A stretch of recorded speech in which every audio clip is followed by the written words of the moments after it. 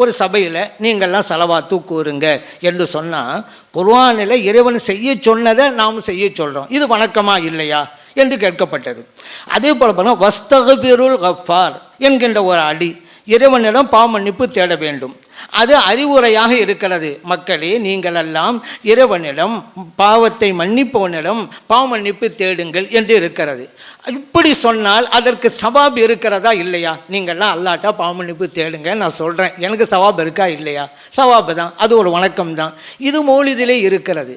அப்போ மௌலிதை படித்தால் வணக்கம் தான் என்பதற்கு இது மௌலிதிலே இருக்கிறது. சல்லு அலல் முஹ்தார், நபி ஸல்லல்லாஹு அலைஹி வஸல்லம் மீது ஸலவாத்து கூறுங்கள் என்று இருக்கிறது. அல்லாஹ் சொன்னதை செய்ய சொல்கிறது, இது வணக்கம் தானே என்றும். இது போன்று திருக்குறள் இருக்கிறதா?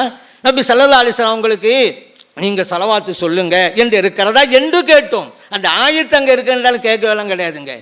அதே போல் மௌலிதிலே வஸ்தக்பிருல் கஃபார், இறைவனிடம் நீங்கள் பாவமன்னிப்பு தேடுங்கள் என்று இருக்கிறது. இது வணக்கமா இல்லையா?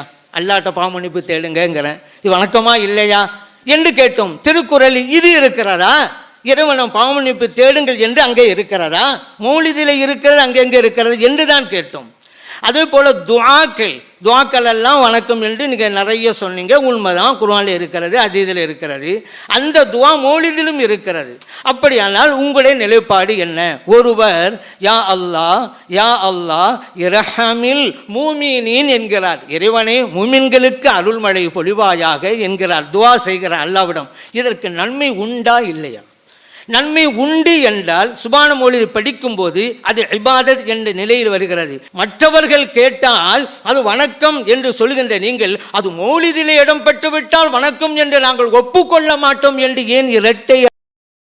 இவர்கள் பார்த்தீர்களா, நாங்கள் குர்ஆன் என்கிறோம், நாங்கள் ஹதீஸ் என்கிறோம், இவர்கள் ஆத்திச்சூடி என்கிறார்கள், அறம் செய்ய விரும்பு என்கிறார்கள். நீங்க சொன்னதுக்கு தானே கேள்வி எழுப்பணும். நீங்க தானங்க விசிறு அஜிறு நன்மை உண்மைன்னு சொல்லிக்கொண்டு, உண்மை பேசுவது நன்மை, அந்த நன்மையை நாங்கள் சுபான மௌலிதில் செய்கிறோம், ஆகவே எங்களுக்கு அது வணக்கம் என்று நீங்கள் நன்மை என்கிற, உண்மை பேசுவது நன்மை, அந்த நன்மையை செய்வதால் எங்களுக்கு வணக்கம் என்று சொன்ன காரணத்தினால தான் நாகூர் அலிபா கூட நல்ல நீங்க ஸலவாத்து சொல்லி கேட்டாங்க.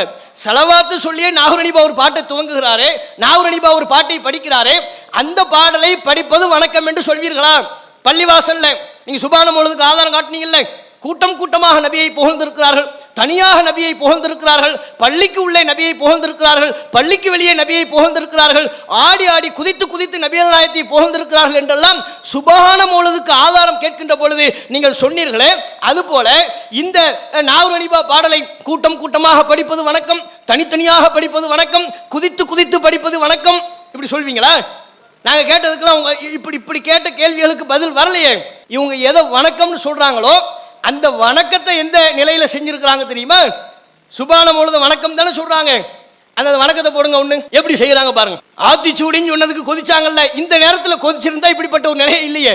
அஸ்ஸலாமு அலைக ஸைனல் அன்பியாஇ, அஸ்ஸலாமு அலைக அத்கல் அத்கியாஇ, அஸ்ஸலாமு அலைக அஸ்ஃபல் அஸ்ஃபியாஇ, அஸ்ஸலாமு அலைக அஸ்கல் அஸ்கியாஇ, அஸ்ஸலாமு அலைக மிர் ரப்பிஸ் ஸமாஇ. என்ன பாட்டுன்னு விளங்குதா? மெல்லினமே மெல்லினமேன்னு சொல்லி சினிமா பாடல் மட்டும் படிச்சுக்கிட்டு இருக்கிறாங்க.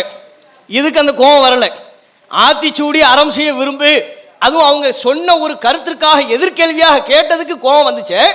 இப்படி படிக்கிறது தரணும் தர்ணம் தரணும் தர்ணம் தரணும் தஹதான தருணம் தினமும் தரணும் தர்ணம் தரணும் தர்ணம் தரணும் தஹதான தருணம் தினமும். பூமன் சிறப்பை படிப்பில் பெற்றதும் இல்லையே, அரிசை கடந்த பொழுதும். பாத்தீங்களா, தானா தனனம்ங்கிறது எப்படி மாறிடுச்சு? தாக நபி தரணும் தருணம், தாக நபி தரணம் தருணம். பாருங்க, இந்த வரிகள் மூலமாக கூட உங்க நம்பிக்கை என்னங்கிறது நீங்க விளங்கலாம். நாம இதை சுட்டி காட்டுவதற்கு உண்டான காரணம் இதைத்தானே. வணக்கம், நீங்க ஆத்திச்சூடி அறம் செய்ய விரும்புன்னு சொல்லும் போது எழுந்த அந்த கோபம், இப்படி நீங்கள் எதை வணக்கம் என்று நம்பி செய்து கொண்டிருக்கிறீர்களோ, மக்கள் மத்தியில் சொல்லிக் கொண்டிருக்கிறீர்களோ, குர்ஆனுக்கு மாற்றமாக, நபிகள் நாயகத்தினுடைய போதனைக்கு மாற்றமாக எதை வணக்கம்னு மக்கள் மத்தியில் பொய்யாக சித்தரிக்கிறீர்களோ அதை இப்படியெல்லாம் படிக்கும்போது உங்களுக்கு கோபம் வரலையே, ஏன், என்ன காரணம்? இவங்க ஆதாரம் இல்லாதவற்றைத்தான் செய்கிறார்கள் என்பதுதான் இதில் உள்ள அம்சம்.